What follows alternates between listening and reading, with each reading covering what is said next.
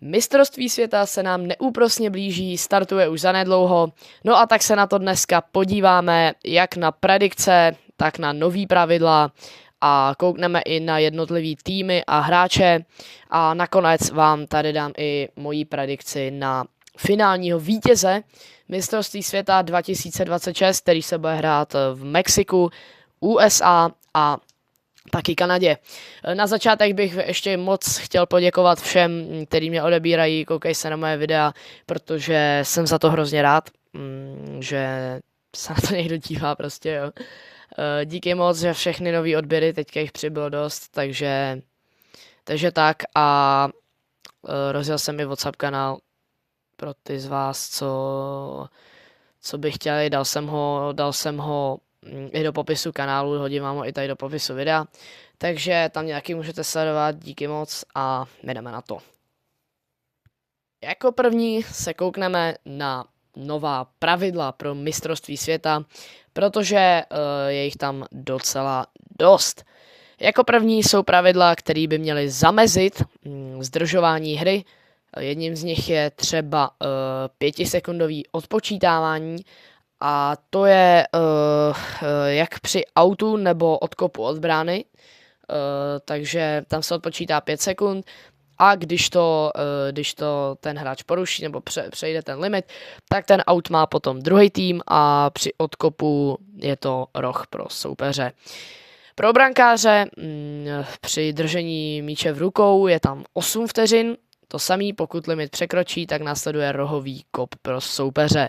Dřív to byl nepřímej, ale teďka je to roh, což se docela změnilo, protože je to úplně zase jiná situace. Potom je tady střídání, na který bude 10 vteřin a takže jako ten střídaný hráč, který jde dolů, musí opustit to hřiště nejkratší cestou do 10 sekund.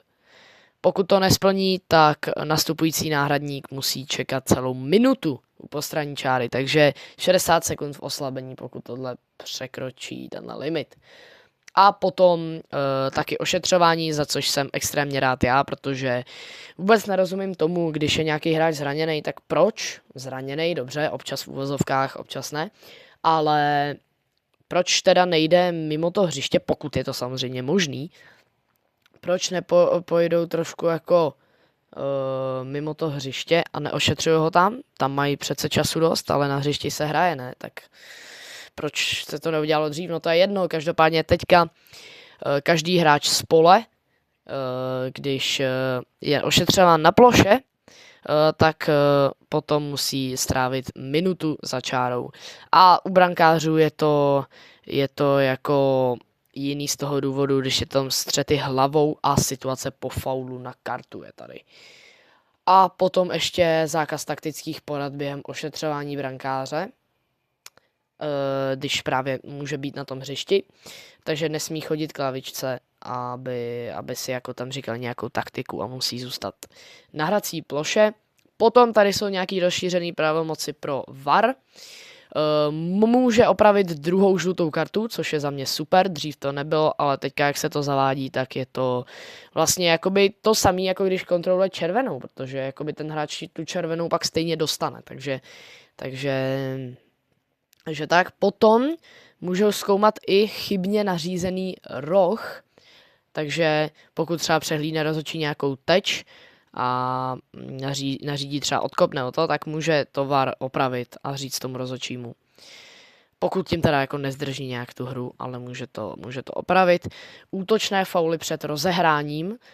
VAR může potrestat fauly v pokutovém území, které se stanou ještě předtím, než se po přerušení uvede míč do hry. No, strkání před rohem nebo něco takového. Tam může teda VAR taky zasáhnout.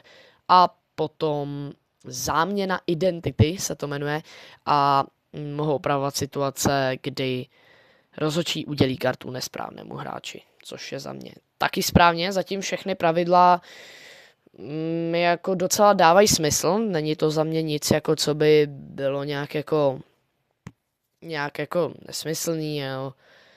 Ale s tím VARem jako by to mělo být tak, že jako by to nemělo moc zdržet tu hru. Jakmile to víc zdrží tu hru, tak tím pádem pak mi to jako bude vadit, ale tady píšou, že by to moc tu hru zdržovat nemělo, no.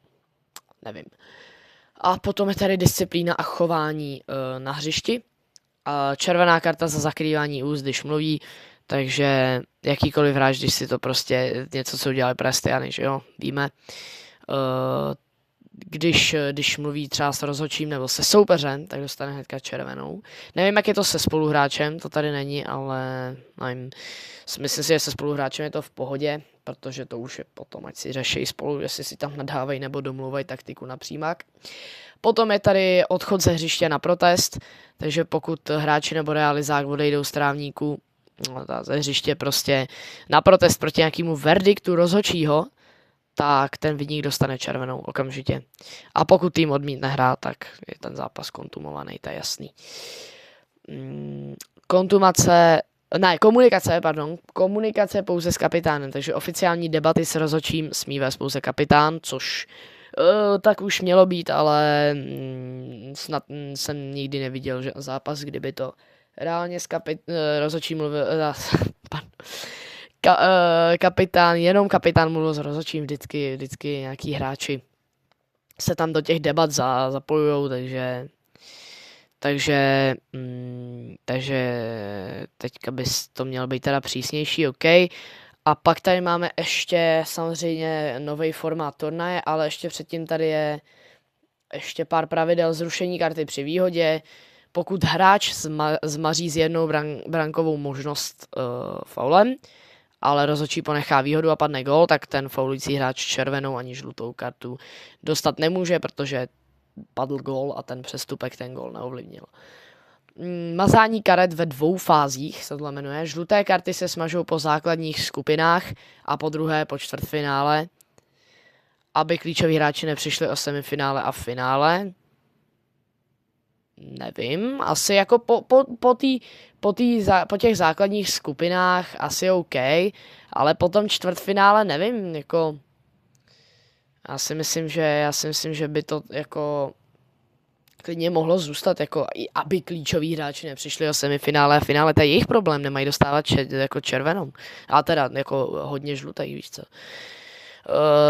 3minutové pauzy na pití, jo, to je novinka, to bylo i na minulém mistrovství světa, myslím mistrovství světa klubů, minulý rok. A už se to zavádí i teďka v těch letních zápasech, teďka jak se ještě dohrávali, tak třeba na zápasech Barcelony se párkrát za poločas, třeba dvakrát za poločas se ta hra zastaví a je 3 minuty pauza, kdy můžou hráči dojít na střídačku a můžou se napít a schladit. Protože samozřejmě Severní Amerika a vlastně jak to tam je s tou teplotou vlastně jako a s tím sluníčkem jako v tom čase, ve kterém se ty zápasy budou hrát jako takhle odpoledne, tak to prostě je. A nový formát se 48 týmama na mistrovství světa, takže je 12 skupin po 4 a potom do playoff samozřejmě první 2 z každé skupiny a potom ty, co jsou na 3. místě, se seřadějí do jedné velké skupiny a 8 z nich ještě postoupí do 16 finále vlastně, no. Takže tam je nový tohle, že je tam víc týmů a myslím si, že jako dobrý, tak si zahraje víc týmů, ale ať už tam nic nepřidávají víc těch týmů, protože pak už by to jako nedávalo vůbec jako smysl. Už teď je to jako hodně, protože když tam máš skupinu, kde jsou prostě týmy jako Belgie, Egypt, Irán, Austrálie, jo, tak jako, nebo jako asi se nechceš úplně v Evropě, nechceš vstávat ve 4 ráno na zápas Saudská Arábie, Kapverdy, nebo jako, já nevím, víš co, jako Alžírsko, Jordánsko, víš co, no takovýhle zápasy, jako Demokratická republika Kongo, Uzbekistán, jako kolik tam bude lidí na tom 50 000 stadionu v té Americe, nevím, to jo, jako, už tak je to teda jako dobrý masakr tam těch týmů. A příští teda v mistrovství za 4 roky to má být ještě horší, že by se hrálo v třeba 6 zemích, že to tam, nevím, co tam zase dělají, jako jo. No, takže to byly pravidla a nový formát turnaje a my se jdeme kouknout na mojí predikci. Česko máme ve skupině A, tu si nechám nakonec, víš co. Pak tady máme skupinu B, Švýcarsko, Kanada, Bosna, Katar. Takhle si myslím, že by to mohlo být. Zase tam jako nevím, jestli prostě tam pro Švýcarsko a Kanadu jsou jako Bosna a Katar nějaký jako velký soupeři. Myslím si, že Švýcarsko, Kanada postoupí a Bosna, Katar si to rozdají o 3. místo, asi tak. Cčko, Brazílie, Maroko, Skotsko, Haiti. To je jako poměrně aspoň trošku lepší skupina, kde máme 2 dost silný týmy a potom Skotsko, který jako taky umí zahrát a Haiti, který nejspíš skončí poslední, ale samozřejmě je nemůžeme odepisovat ještě před začátkem turnaje. Myslím si, že první bude Brazílie a nebo jako to Maroko, nevím, ale ta Brazílie, myslím si, že to s tím Marokem bude ten zápas Brazílie Maroko o 1. místo, Skotsko bude 3., ale ten zápas Brazílie Maroko bude prostě o to, kdo tu skupinu vyhraje. Skotsko bude 3. s tím, že ale podle mě tam bude mít šanci na ten postup do 16 finále, což si myslím, že by jako asi měli mít. A Haiti poslední, pak máme skupinu D, Turecko, USA, Paraguay, Austrálie. Paraguay, Austrálie, to bude o to 3. místo podle mě. A Turecko, USA, i když je USA domácí, myslím si, že stejně by to mohlo urvat to Turecko. Další skupina E, Německo, Ekvádor, Pobřeží slonoviny, Curacao. Já nevím. Schválně mi napište do komentářů, kdo z vás se bude koukat na zápas Pobřeží slonoviny, Curacao. Jestli je tady aspoň někdo, což si teda nemyslím, že je, ale třeba tu máme nějakýho milovníka mistrovství světa, že se kouká na všechny zápasy, co jde. Takže já jako pořád je tam ta možnost, že jo. Dobrý. Podle mě vyhraje jako Německo. Druhý může být klidně jako ten Ekvádor nebo Pobřeží slonoviny. Curacao asi poslední. A potom skupina F, Nizozemsko, Japonsko, Švédsko, Tunisko. Myslím si, že Nizozemsko jako tu skupinu vyhraje určitě. To jako není o čem. A potom si tam myslím, že Japonsko bude před Švédskem. Nevím, jestli je to úplně jako hot take, ale myslím si, že je to jako... Není, podle mě není. Podle mě si myslím, že pořád to Japonsko bude mít kvalitnější tým. Tunisko poslední a Švédsko teda 3. Potom skupina G, již zmiňovaná. Belgie, Egypt, Irán, Austrálie. Skupinu vyhraje podle mě Belgie. Druhý, tam si teda myslím upřímně, že asi vyhraje ta Belgie.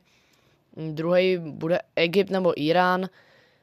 A třetí prostě Egypt nebo Irán. A 4. bude Austrálie.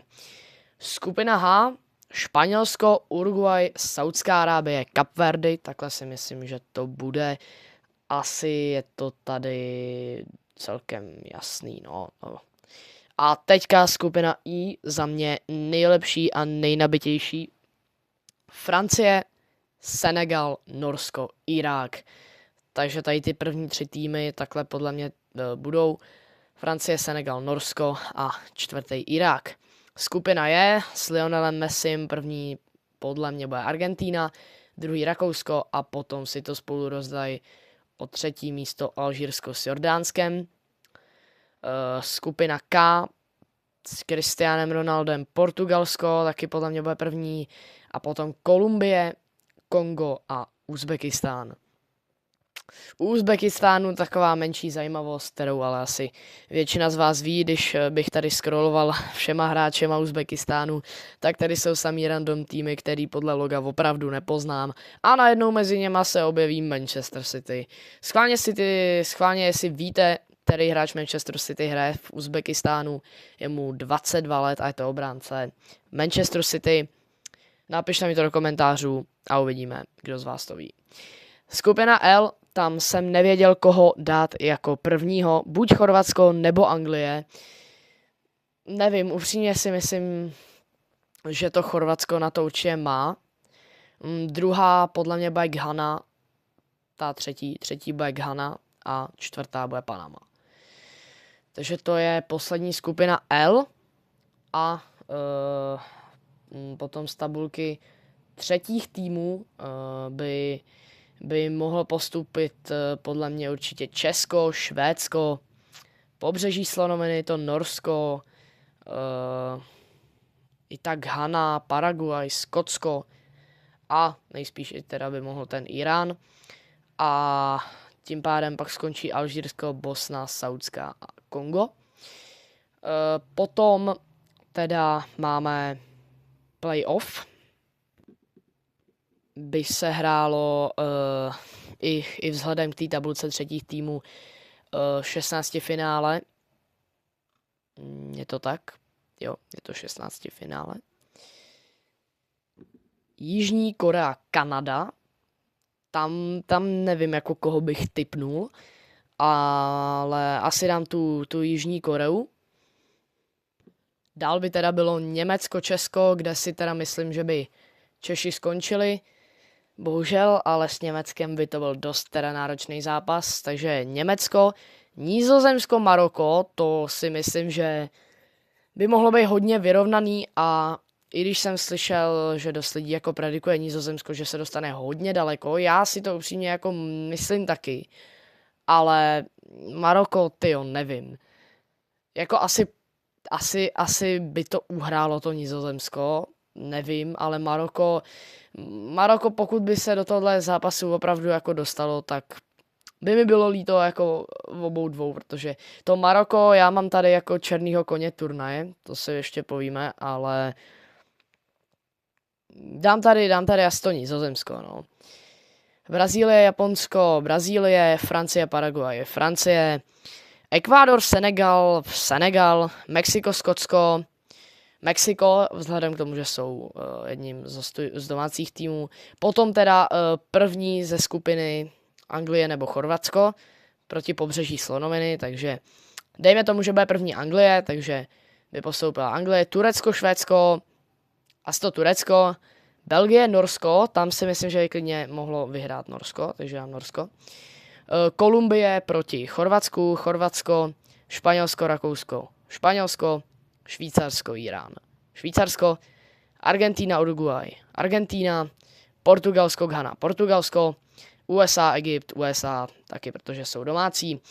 Takže takhle a postupujeme dále do 8 finále. Německo, Francie, což by byl dost velký zápas, totální šlágr. Tam si ale myslím, že by postoupila Francie. Jižní Korea, Maroko taky. Si myslím, že by to byl dobrý zápas, ale Jižní Korea proti Nizozemsku taky si myslím, že by to byl dobrý zápas, ale Nizozemsko by podle mě nakonec postoupilo. Potom Brazílie, Senegal, tam si myslím, že by postoupila Brazílie. Mexiko, Anglie, to by bylo docela taky dobrý. Tady už jako jsou ty zápasy lepší. Myslím si, ale stejně by postoupila Anglie, Turecko, Norsko, dobře, ten už zase tady dobrý není. Asi Turecko. Chorvatsko, Španělsko, taky dobrý zápas, tyjo. Ale myslím si, že tady by to bylo to Španělsko, Argentina, USA, Argentina, Švýcarsko, Portugalsko. Jdeme do čtvrtfinále. První čtvrtfinále by teda bylo Francie, Maroko. Tam si myslím, že by už teda Maroko vypadlo, ale dáme Francii, Španělsko, Turecko a určitě Španělsko, Brazílie, Anglie. No, jo, myslím si, že ta Brazílie. A Argentina, Portugalsko, že by bylo čtvrtfinále, jo. No, ale vzhledem k tomu, co si řekneme později, tak dám asi Portugalsko. A jdeme dál. V semifinále by se společně potkala Francie a Španělsko a v druhém Brazílie a Portugalsko. A já si myslím, že i I přesto by se do finále dostal Portugalsko a s nima jsem typoval i bez toho, aniž bychom si tady sestavili vlastně podle oficiálních jako pravidel vlastně tady tohohle pavouka, tak jsem typoval, že ve finále bude Portugalsko a Francie, po případě Španělsko. Takže to mi docela vyšlo, ale Brazílii jsem v semifinále teda netypoval. Ale každopádně si myslím, že by postoupilo Portugalsko a teda Francie nebo Španělsko. No, takže to máme v finále Portugalsko, Španělsko a nebo Portugalsko, Francie, no. A to je teda všechno a mýho vítěze si řekneme až na konci. Teď se ale jdeme podívat schválně, co si o tom myslí AI, neboli umělá inteligence. Zeptáme se na to třeba první Gemini. Takže, ahoj. Jak si myslíš, že dopadne mistrovství světa v fotbale 2026? Tak, schválně. Co nám Gemini řekne? A Gemini mi tady okolo toho samozřejmě začal japovat. Říká mi, že postup Česka ze skupiny je reálný, s čímž souhlasím. Největší favorité na titul jsou podle něj Španělsko, Francie, Brazílie, Argentina, Anglie, s čímž docela souhlasím, ještě tam chybí to Portugalsko. A můj tip AI na finále píše, že pokud bych si měl vybrat jednoho vítěze, ukázal bych na Francii. No. A jako černého koně Gemini vidí Portugalsko a Ekvádor. Nebo na Portugalsko nebo Ekvádor napsal. A co se týče Česka, srdce říká čtvrtfinále mi napsal. No, což je teda dost dobrý.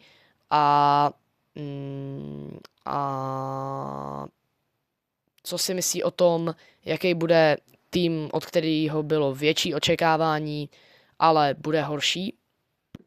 A Gemini mi na to odpověděl, že si myslí, že by to mohlo být USA kvůli domácímu tlaku, Belgie a nebo třeba Argentina, čemuž se docela divím, protože ho BTV před chvílí dal na favorita. No nic, takže necháme Belgii a USA podle Gemini a ještě se zeptáme třeba Chata GPTho. ChatGPT tipuje vítěze na mistrovství světa v roce 2026. Španělsko, který ve finále porazí Francii. A kdo si myslí, že se dostane daleko? Argentina, Portugalsko, Německo. Dobře. A černý kůň turnaje Nizozemsko. S tím absolutně souhlasím. To si myslím, že jako to bude určitě dobrý. Viděl jsem i, že ho někdo predikuje jako vítěze. Největší propadák Anglie, s tím celkem souhlasím, i když jako jsem je typoval, že by klidně mohli vyhrát skupinu a dostat se jako daleko, tak to bylo jenom kvůli tomu, že jim tam dobře vyšli soupeři. Ale myslím si, že jako Chorvatsko má velkou šanci tu skupinu vyhrát i. A Anglie, pokud chytne jednoho silnějšího soupeře, anebo klidně i někoho na úrovni jako Senegalu, tak můžou jako klidně s něma vypadnout prostě, no. A co Česko? Myslí si, že postup ze skupiny by byl úspěch a čtvrtfinále by bylo velký překvapení. Takže Španělsko porazí ve finále Francii, třetí bude Argentina, černý kůň Nizozemsko, propadák Anglie. Jednoduchý. Chat nám to pěkně shrnul, ani okolo toho tolik nejapoval, což se docela divím. Takže dva odlišný názory, vlastně 3 odlišný názory, 2 od AI, 2 ode mě. A mě by samozřejmě zajímaly vaše názory na to, takže určitě mi je napište do komentářů. Opravdu mě jako zajímá, co si myslíte vy, protože bych se vůbec nedivil, kdyby se mnou někdo nesouhlasil, protože určitě se tady najdou větší fotbaloví znalci než já přece jenom. Takže to máme. Koukneme ještě třeba na moji 11, nejlepší 11 tohohle turnaje, protože to by mohlo být docela zajímavý. A vy tu svoji samozřejmě napište dolů do komentářů. Takže jdeme na to. Brankář si myslím, že by klidně mohl být Donnarumma, Gianluigi. Jo, aha, ona vlastně Itálie není na World Cupu. No nic, takzvaně. No, sorry. Itálie není na World Cupu, takže jedním z těch lepších brankářů určitě Joan Garcia, Thibaut Courtois. Asi klidně ten Mike Maignan by tam mohl být jako. Takže nevím, koho tam dát, ale kdybych si měl rozhodovat mezi Courtois a Garcia, tak bych tam samozřejmě rád dal Garciu, protože jako ho mám rád, ale Courtois je asi zkušenější, no. Pravý obránce za mě Achraf Hakimi, jasně. Stopeři Van Dijk a asi Saliba. Levý obránce Nuno Mendes.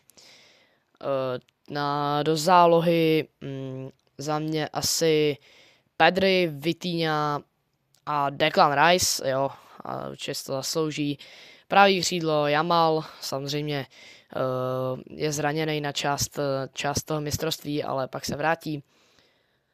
Na levý křídlo dám Mbappého, protože na hrot půjde Erling Haaland. Takže tohle je moje sestava. Thibaut Courtois, nebo teda Garcia, potom Hakimi, Saliba, Van Dijk, Mendes, Pedri, Vitinha a Declan Rice a potom Yamal, Mbappé a na hrotu Erling Haaland. Tak jo. Tohle byla moje 11.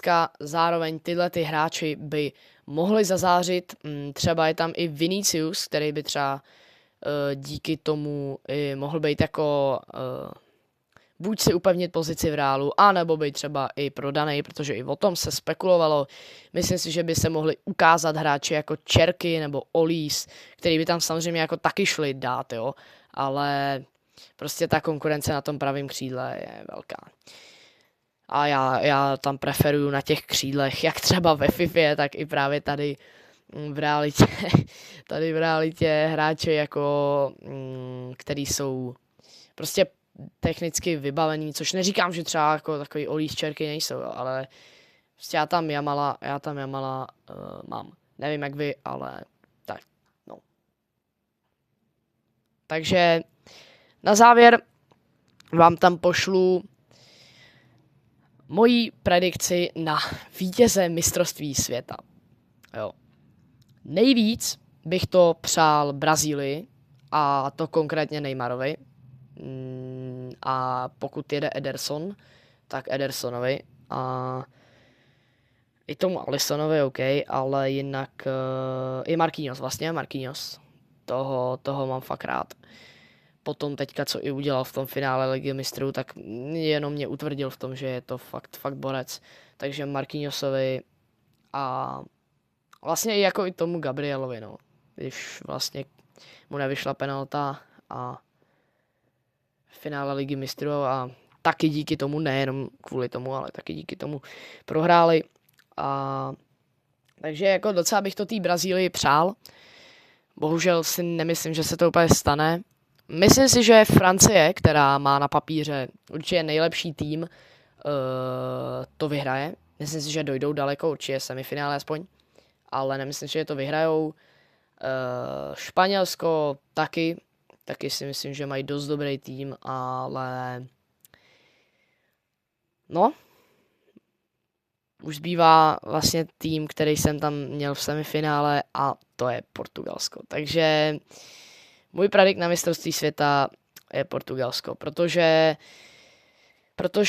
mají dost dobrý tým a ne, že bych jim to nějak jako extrémně přál, jenom bych chtěl říct, že pokud by Portugalsko vyhrálo mistrovství světa, samozřejmě i s Ronaldem, GOAT debata je stále rozhodnutá.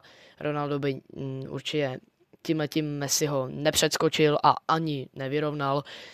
A mě by hrozně zajímalo, co bych tomu řekl.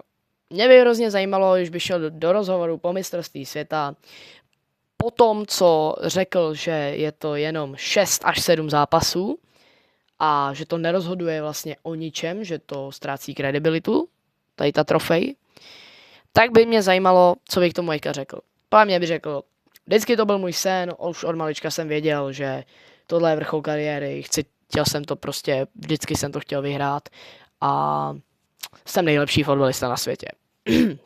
Tak uvidíme, třeba se to stane. Díky moc, že jste dokoukali video až sem.